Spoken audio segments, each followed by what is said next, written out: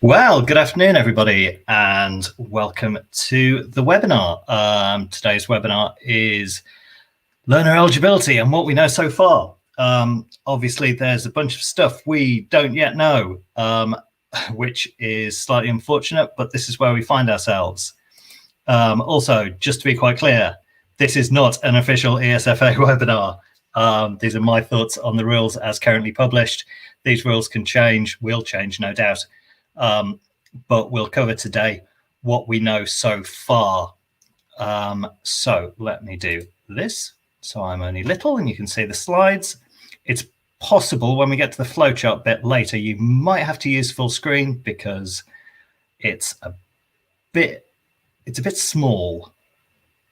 But okay, so learner eligibility for our further education stuff for next academic year, which is in 6 weeks' time. So good that we're getting onto this already. Let's see what we've got.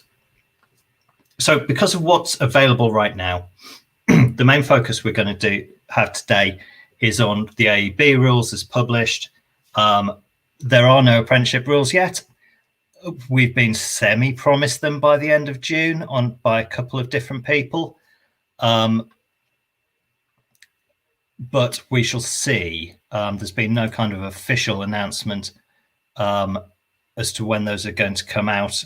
We'll talk a bit about study programs because study program rules are slightly different, but also slightly easier, which is always good.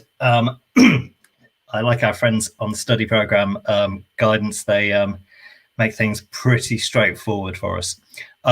Just to say as well, as a bit of housekeeping, if you have any questions, stick them in the comments. I'll try and do them as we go, or I might leave them to the end, but we will. I can see all your comments as we go.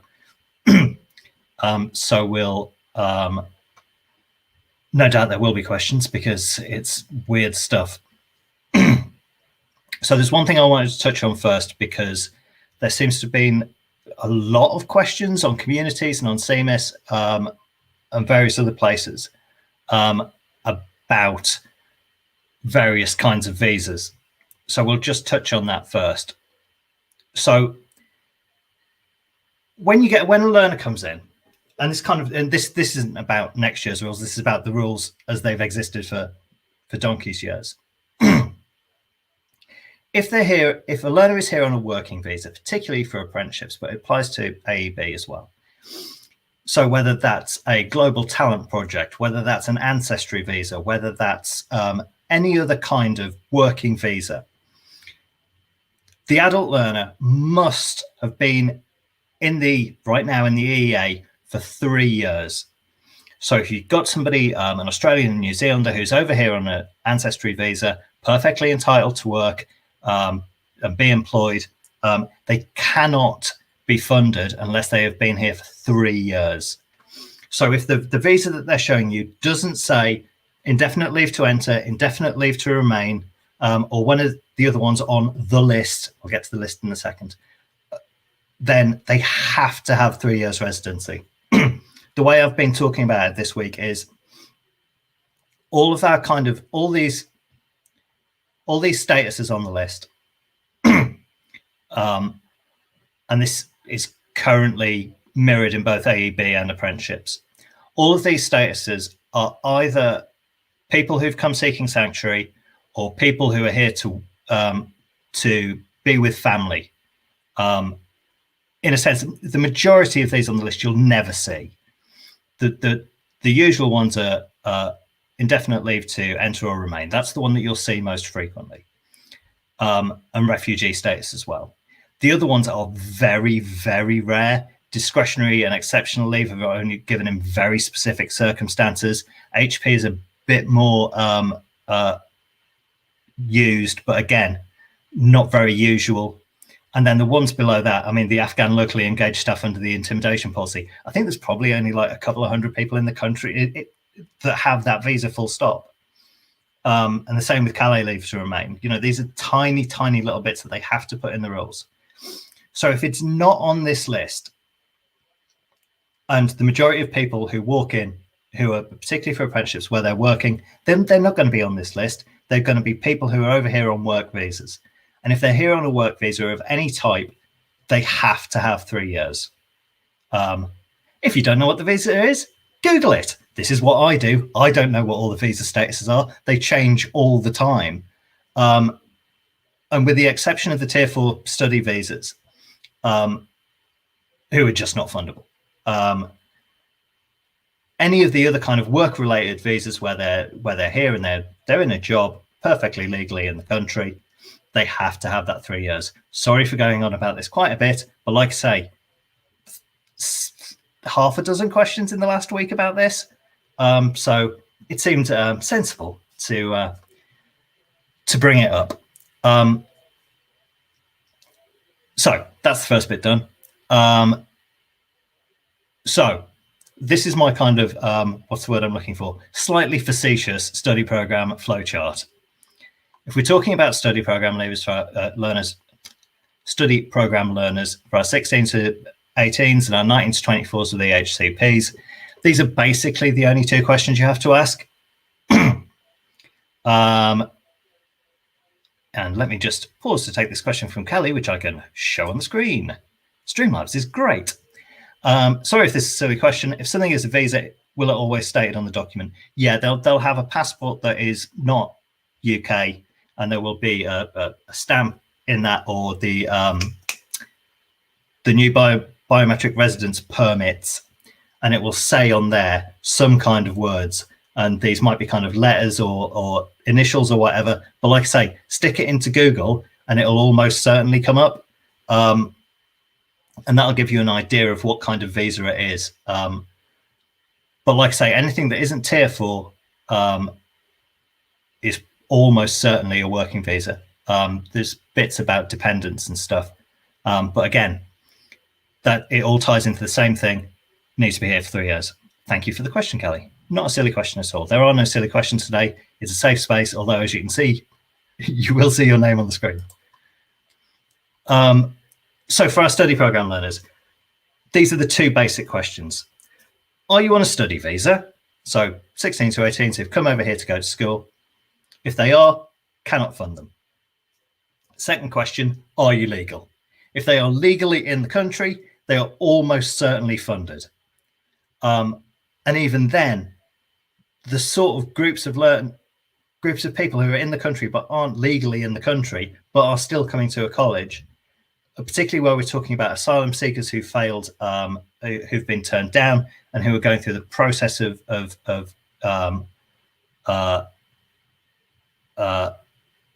the word I'm looking for? Of challenging that decision. The vast majority of these people will be funded. Pretty much everybody who is 16 to 18 and legally in the country is fundable. Now, the fun comes with working out which of the bits of paragraph 39 and 40 appeal. Thank you, Lorraine. Every exception is in paragraph 39 or 40 of the study program guidance. And like I say, anybody who rocks up with a British passport, even if they've been abroad and grown up abroad and have just come back to the UK, I think it's 40C says, yeah, no, that's fine. Anybody who's come here with their parents because their parents are here to work, absolutely fundable. All the other kind of bits and bobs. So if you are working with study programs, I strongly suggest go and read paragraph 39 or 40 and basically never turn anybody away. Now, as we'll get on into some detail later, our big change for 21-22 is, of course, the changes to what happens to learners who are from the EEA and EU. And if you read the study program guidance itself, as with the AEB rules that we'll come on into a bit, it talks about learners needing settled or pre-settled status if they're EU citizens who have been here since before the 1st of Jan. However, if we go to the student eligibility guidance slides, which are just below, the guidance document on the same page, and you go to slide 41, we reached this very interesting and very, very, very interestingly worded slide here. And the question is, are people who moved here before the 1st of Jan eligible? So let's see if this will let me. It won't let me highlight it because it's in presenting mode. But this word here, ideally, this is the word we're looking at here. Ideally, EA nationals should have applied to the Home Office for settled or pre-settled.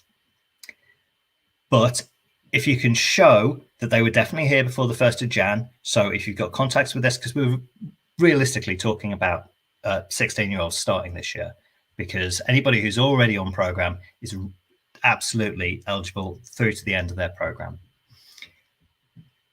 Anybody who you can show was here before the 1st of January, contact with their school would be the really obvious way of getting to prove that.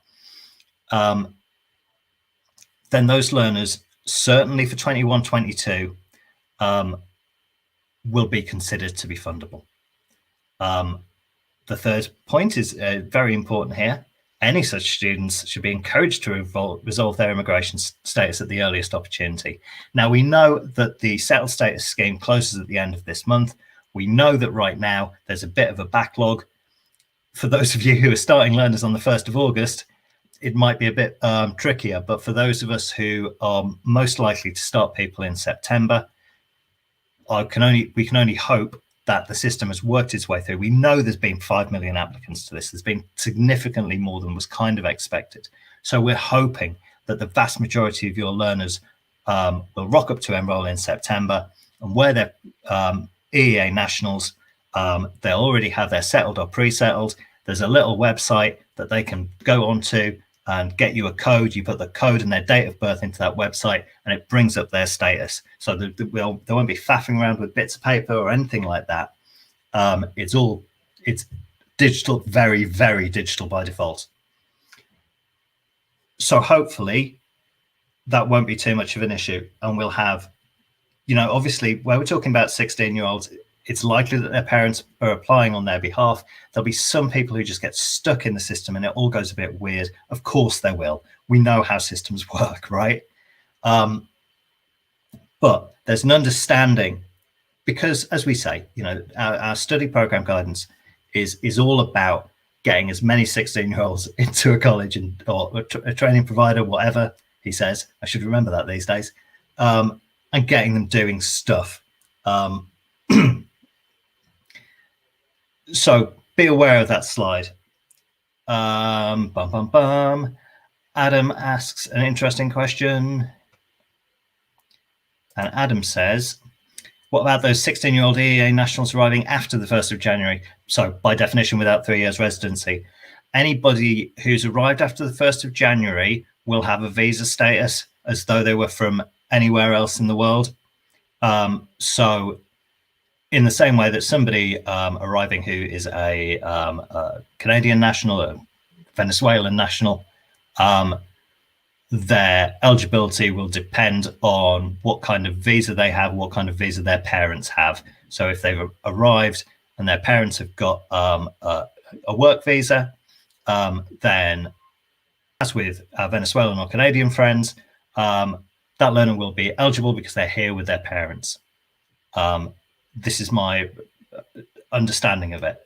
Like I say, I'm not an immigration lawyer, but this is how I'm reading it. That anybody who's arrived this calendar year will have an immigration status, a work visa of some description, in the same way as the rest of the world. Thank you, Adam. Once again, not an official ESFA webinar. So that's kind of it for study programs. Study programs are straightforward. As I say, we don't know anything about apprenticeships yet. So what we're going to spend the rest of our time talking about, he says, carefully now, I'm going to have to stop sharing and start sharing again. So I'm going to go big for a moment. Whoa. Then let me just do the doink, doink, doink, doink. If you look in the description underneath this video down there, you will find two links, one to a PDF and one to the actual little file that will allow you to fiddle around with this yourself. Is that kind of clear enough for people? Like I say, you might have to go to full screen to see this properly. But like I say, the PDF's there, you can download it and look at it whilst I'm talking about it. So I was going through all these rules in my head and thinking about, and I've done these flowcharts before many years ago, but generally about eligibility for specific. Oh, thank you, Becky. Generally about eligibility for specific programs. But I thought as we've got these changes, I'd pop one together to see if we can work through.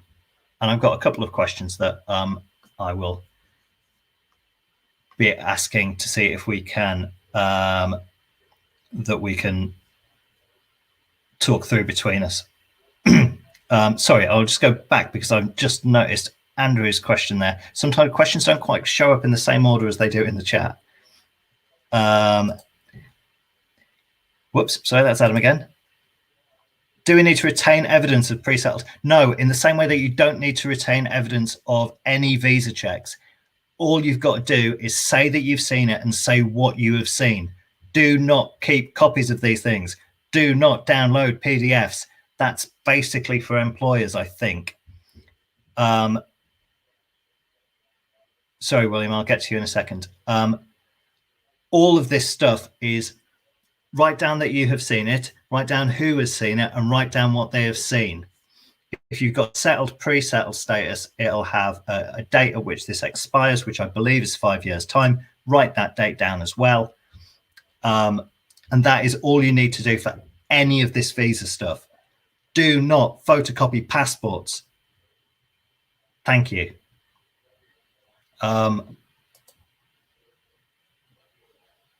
William, I don't know what to say about the Google Drive. I tested it last night. Have you got a PDF viewer? If you're downloading the SVG file, then it might get a bit weird. But the PDF should be fine. If other people could say in the chat whether they've successfully downloaded it, that would be helpful. Oh, cool. I'm working 3 screens here today. So I thought it would be useful to put together this flowchart, kind of for my own use. And I thought, well, I've done it. Let's see what everybody else thinks. I might even see if I can just make it one bigger.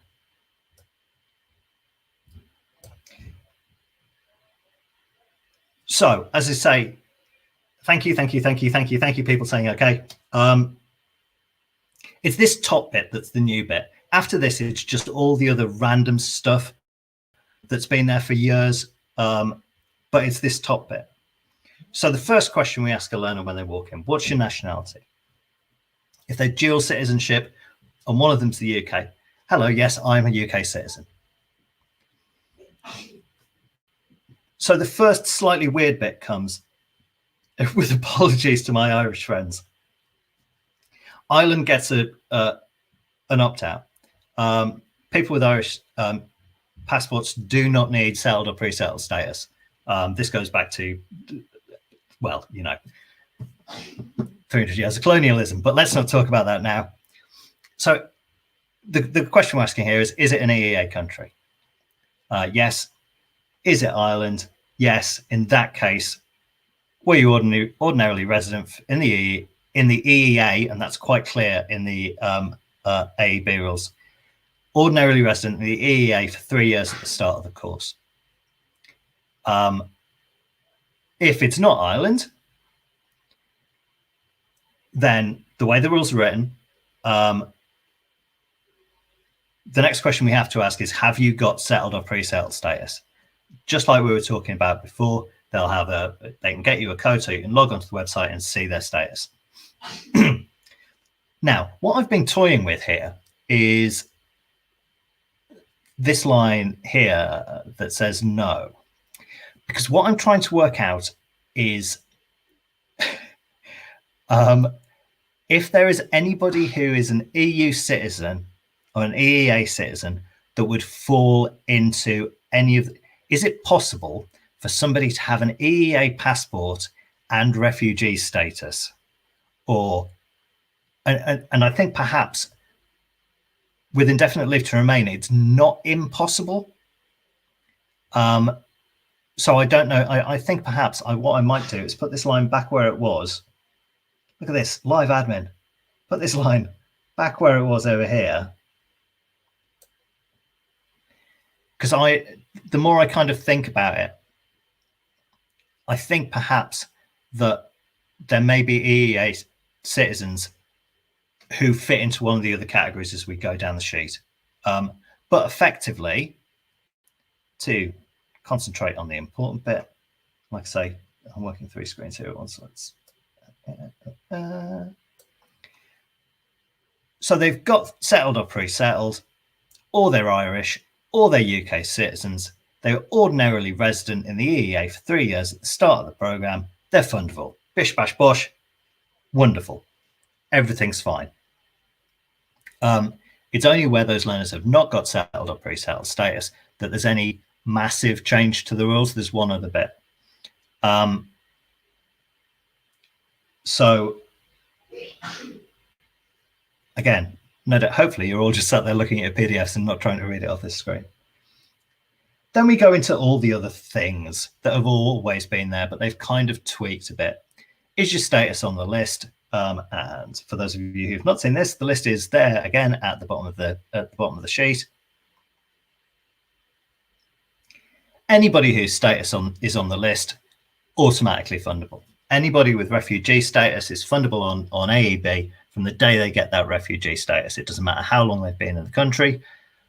Working as I do is work with a charity who help asylum seekers and people with refugee status and other sanctuary seekers.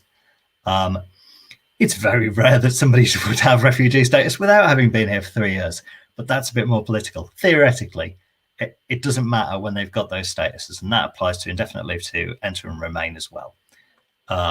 Once they have that status in their passport, then they are automatically fundable. There's no residency requirements for people who are on the list. Then we get into the esoteric ones that you will probably see once a decade. I've seen one child of a Turkish worker in 25 years. Again, they've got slightly different things. They have to have been here before the 1st of the 1st. And they also have to be ordinarily resident in the UK for 3 years at the start. This also applies to stateless people. I've never seen a stateless person. Theoretically, stateless people shouldn't exist at all. Again, more politics there. But again, ordinarily resident in the UK for 3 years. I've simplified this bottom bit so that it all fit on one bit of page. The rules about asylum seekers have not changed in the slightest. I've not included every little if, and but. I've just included the 2 important questions. Are you an asylum seeker? Have you been here 6 months? If you are working with a whole bunch of asylum seekers, and if there's anybody in from Doncaster College, hello.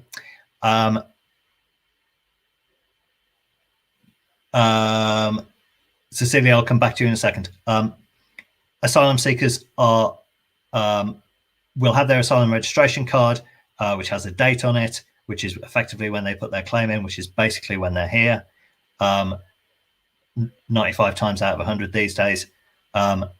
And if the date on that is more than 6 months ago, then they are fundable as a home student.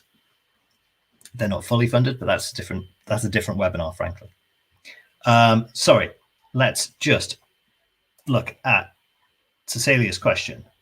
Back up to the thing. Is the residency requirement for Irish nationals 3 years in Ireland or the UK? As far as I'm aware, it's EEA or UK. I don't think it's specifically Ireland. So somebody with an Irish passport could have been in France for the last 2 years and then come here. And for the time being, and this it's in the rules. I think this expires in 2028, when we'll still be all doing this. It's still EEA as far as I can make out from the rules. So yeah, if they're Irish, they still have to be ordinarily resident in the EEA for 3 years.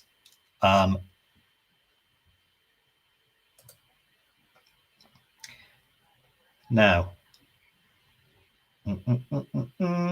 stateless people, asylum seekers, and then at the bottom,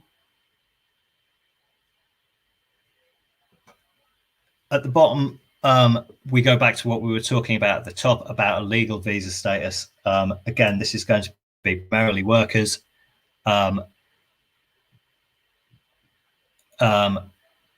Cripes, it's question central. We'll come back to questions when I finish this sentence. Anybody with one of those work visas, ancestry visas, etc., has to be ordinarily resident for 3 years. And then if they, I'm really annoyed that I couldn't work out a way for this to not go through this. If anybody takes the editable file and finds a way to sort it out, I'll be grateful to receive it. And we get down to non-fundable. If they can't meet any of these bits, again, non-fundable has a question mark next to it because there's bound to be exceptions. It's very, very difficult to put this all into a flowchart because people have like a million different things. But this should cover me 99% of the time. And hopefully it'll cover you too. Let's look at some questions then. And Banyan Cafe, I'll come back to you in a minute because I want to rant on about that. Dominic says, I'm advised that Home Office can take 12 months to provide an ARC. That's not, I mean, that's bloody awful if that's the case. They should have some letter or some contact with some authority that is dated. Frankly, if in doubt, or they're working with some part of the system or some charity or something that can give you assurance that they've been here for 6 months. These people have an awful life. They live on literally £5 a day. Get them on a bloody course. Again, wait a minute. Where's the banner? Where's the banner? Not an official ESFA webinar. Very much opinion there. Donna, does it matter when their biometric card expires? Those that qualifies. Right. So as Lorraine's pointed out, leave is definite from indefinite to indefinite leave. So leave to remain isn't on the list. You'd think they'd make this a bit easier for us. So in terms of when their visas expire, it's quite difficult because they're not allowed to apply to have it renewed until really near the expiry date. But it's clear in the rules that where a learner intends to reapply, or where a learner has reapplied, that they maintain that status until they are told they definitely don't have it. Now, if someone's leave was expiring in a fortnight and they couldn't show you that they'd reapplied, I'd be a bit wary. But where a visa end status is after the end date, not a problem. Where it's in the vicinity of the leave date, I mean, like I say, there's not a lot you can do because they cannot apply until about a month before it expires. So we have to take it on trust that the learner is intending to reapply for that visa. If they don't, then they're going to be a withdrawal anyway because they'll be no longer in the country. So it's kind of hard. But again, I'm generally in favor of believing people and getting as many people as possible to be eligible. And I think that's kind of, what we're here for as a sector and quite good at. we like supporting people, don't we? We don't like telling people to go away. We like to get people on courses and get them learning and get them improving their lives. Banyan Cafe, I've not forgotten about you, but I want to just go back to the slides. So, as I say, the PDF's down there. The editable files down there as well. You'll need to go to apps.diagram.net and open it from there. And you can play around it literally until the cows come home. And it is the best flowchart maker I have ever used. I have spent literally days of my life messing about in PowerPoint, trying to get things nicely lined up. And this just does it for you. Look, so you move things around. It's got all those lovely green things. The arrows follow you. It's great. Okay, so we want to stop sharing that for a moment, and I've gone big again and go back to my lovely slides. Oh, they're here somewhere. Where are they? Oh, there they are. AEB. Whoop. Maybe even go medium. No, I better go light. Better go small, hadn't I? So what's happened here is I've gone and shown you the flowchart before I talk through the slides. So it kind of doesn't matter. We'll just kind of ping through these. Pedantic tweaks for the children of Turkish workers and stateless people, where they've got to be in the UK, not the EEA. Family members, and here is Banyan Cafe's question. So here's the thing. I emailed, well, as soon as I read the rules, I emailed the support desk who passed it on to the AEB team. This is where, I don't know if any of you saw me mentioning this on Twitter or LinkedIn earlier. This is the hour of screaming bit. Because the lovely little box that we used to have with family members stuff, and if their principal was an EEA or was a UK citizen and they weren't, then they were eligible because it's all right to family life stuff. And it's gone away. It's just not there anymore.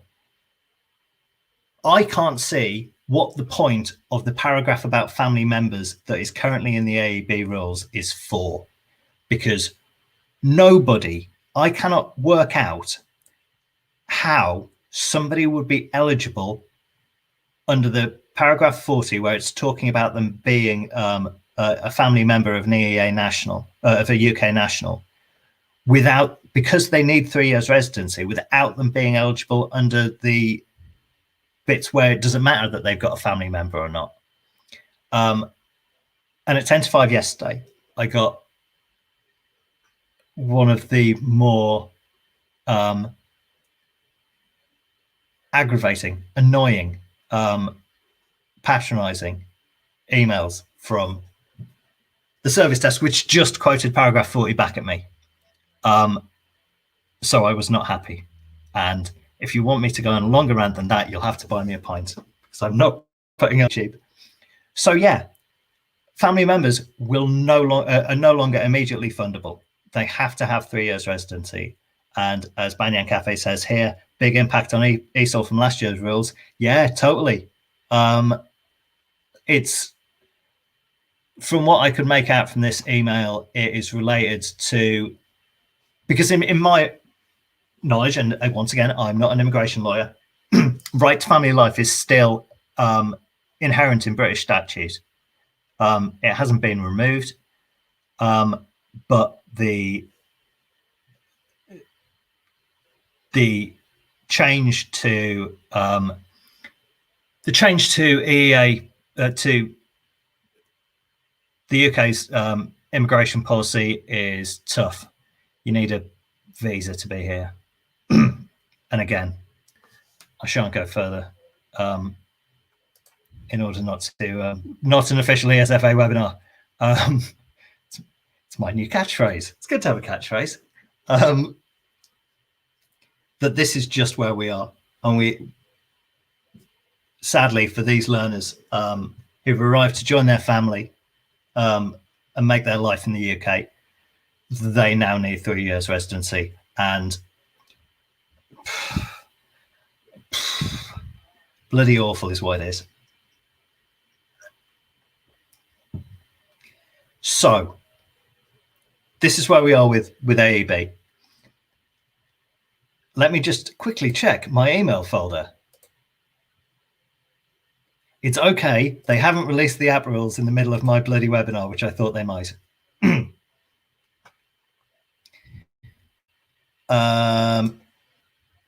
Sorry, for risk. Doesn't paragraph 40 allow a person 3 years residence in EEA rather than UK as required by paragraph 39? Hey, let's do some live paragraph reading. Because I'm not sure that it's quite that clear. And if it is quite that clear, why the bloody people just tell me that? Clicked on the wrong button. Chat amongst yourselves, everybody. No, what are you doing?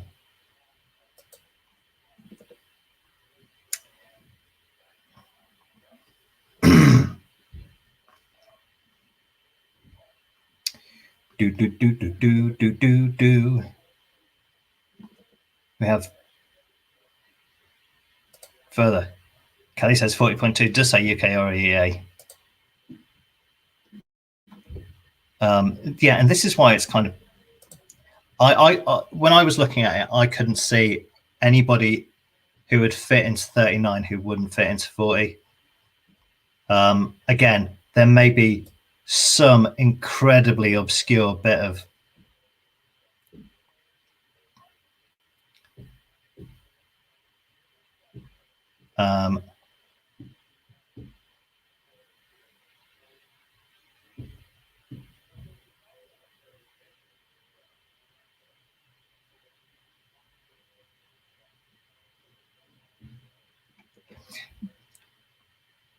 okay, I think I've got it. Hold on. Let's go back to the big one and let's see if we can bottom this out.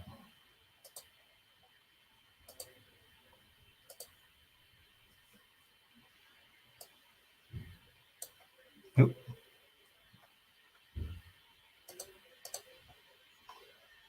How's that? That's pretty.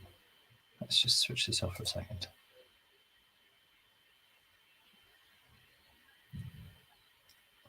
So, family members. A family member is eligible if they've obtained pre-settled or settled and have been ordinarily resident in the UK or EEA for the 3 previous years. But why would they obtain settled or pre-settled? Whereas 39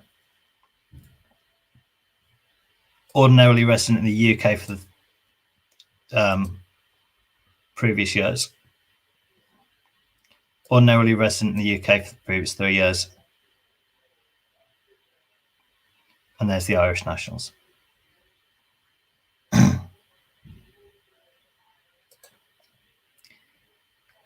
So maybe there is.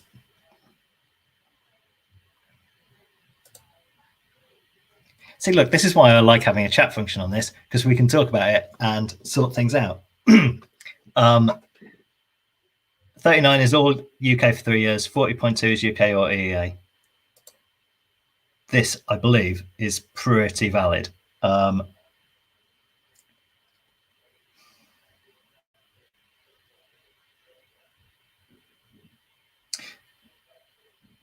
What I'm thinking about here is that most family members in this are not EA nationals, kind of by definition. Otherwise, they don't need this exemption. So if somebody has a Bangladeshi passport, and they have come here to be with their family, and their civil partner has a UK passport, they wouldn't be required to obtain pre-settled status because that's only about EU nationals, I believe. but they've still got to be ordinarily resident for 3 years. And whilst there may be a small number of those where that was in the A,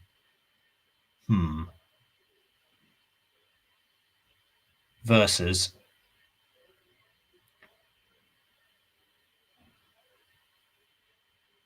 a non-UK national who's also a non-EA national, because a whole bunch of these people are going to be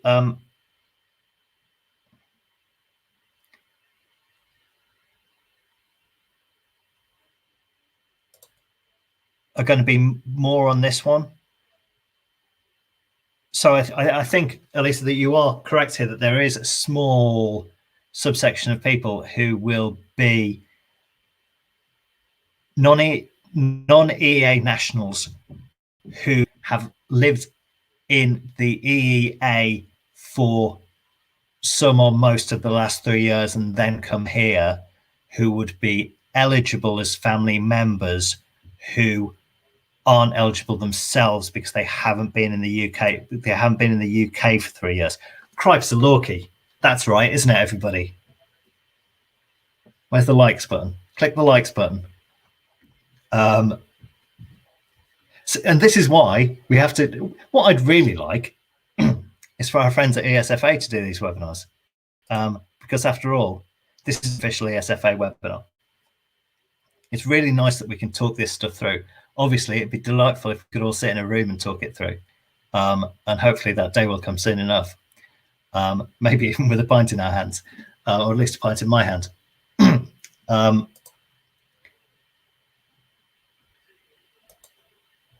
In which case, I shall go away and fiddle with the flowchart and re-upload it.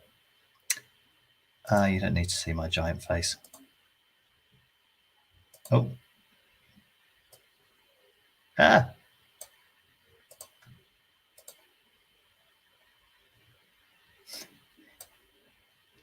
Further live admin. This is all great. This is what people come here for, live admin.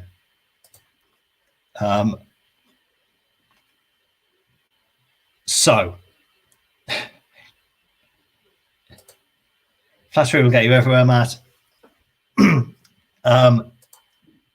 Effectively, I think in the 45 minutes there we've got through it. As I say, I'm expecting the apprenticeship rules to be incredibly similar to the AEB rules. We'll just have to see if that is the case. I don't know. As I say, I'm not an immigration lawyer. I don't know what happens to people who do not have pre-settled status, who are here and working. Sorry, Olive, I'll come to your question in a second. I don't know what happens to people who are here and working in a job. If any of you are EU citizens in the chat, maybe you can help. If you're here and you don't get pre-settled status, what happens to you on the 1st of July? I don't think you get sacked, but I also don't know what the, even in, to use a horrible phrase, a hostile environment, I don't think that we're going to kick out all the people who haven't got settled status on the 1st of July or even the 1st of August, which is kind of the important bit for us as training providers.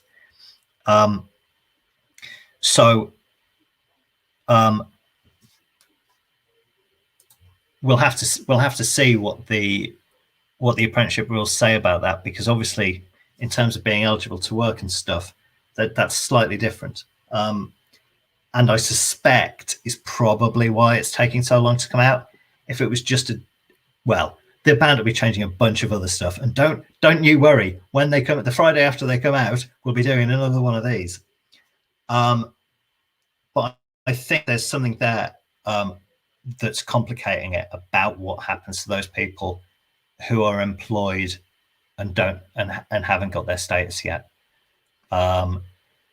So it does say any questions at the top there. So Olive has asked a question. Have you created a flowchart for full funding eligibility? Not for a long time, Olive. It's really, really brain-meltingly annoying. Although now I've found apps.diagonal, I'm not sponsored by these people. Now I found this tool, maybe I might have another go. It gets a bunch of it's kind of the same. I mean, I think we all know where it gets difficult. It gets difficult about level 2, and particularly level 2 for 19 to 23-year-olds, because there are now only 199 courses and 196 learning aims they can do if they haven't got a full level 2, which is a bloody disgrace. But again, that's definitely for another day. So I have not created one, Olive. If you'd like to go away and create one, then you can join me on my next webinar. That'll be absolutely lovely. Or if anybody else wants to. But it's not something that I've put together recently. Not least because the bloody rules keep changing.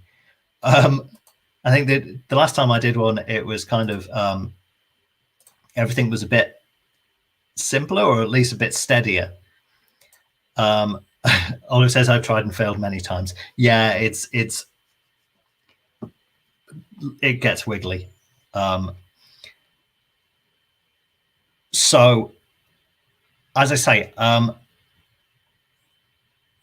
now is your last chance. I was hoping this would last about an hour. We've 46 minutes, so not doing too bad. But if there's anything out there, pretty obviously, it's time to plug the socials. Follow me on Twitter at Steve Hewitt MIS. Subscribe by clicking the little button down there, because it's all nice. I might even get, who knows? Imagine monetizing this. Becky says it's better to separate out level 3 and do a separate chart. Yeah, absolutely. Yeah. There's so many ifs and buts these days. But as you know from the FE white paper, we will be having a simplified funding system. This will be my 6th simplification since I started dealing with MIS. As you can see, I'm still very much in a job doing this stuff. Simplification just means change. Change means people like me can still make money out of telling people what's changed.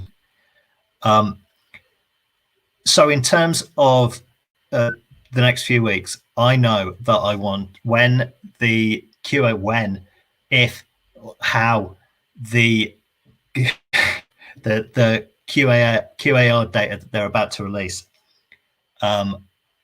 when that comes out, I really want to talk about it, because for those of you in newer apprenticeship providers who basically haven't had an achievement rate before, I want to look at that data that comes out and see if it is any use at all, and what are the easy ways for you to get some numbers out of it, so you can talk to your chief exec, owner, principal, whatever, and say, this is where we are. So I know I definitely want to do that. When the apprenticeship funding rules comes out, I might have a go at one of these. We'll see. If there's no changes, I might not bother. But like I say, that would be a change. That would be a major departure from the last 4 years. If there are other things you'd like to see, particularly for those of you who are not watching live, hello, people watching in the future. There's a comments box underneath. Leave me a comment. Contact me on Twitter. Tell me what you want on there.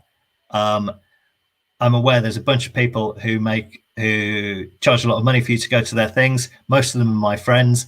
I don't really want to step on their toes. I'm not doing this. I'm doing this partially because I never get to talk to anybody anymore. And this is quite nice. But, I don't really want to take business away from my friends as well. But certainly the QAR will do a thing. Funding rules will do a thing. Apprenticeship funding rules, that is. Part of the problem with trying to do a thing about the AEB rules at the moment is because of devolution. There's effectively 10 different sets, and they're starting to diverge, and people are starting to fund things and not fund other things. And that's only going to get more. I'm not going to say worse, because I'm broadly in favor of devolution, but it's only going to get more complicated. Simplification. So, last chance.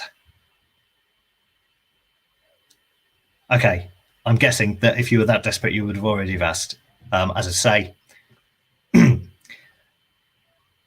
me a thing on Twitter. My DMs are open, as the young people say. Again, this is the sort of, if you've enjoyed this, please tell your friends. So I think that's all I've got for this afternoon. Do tell your friends. Do let people know it was useful.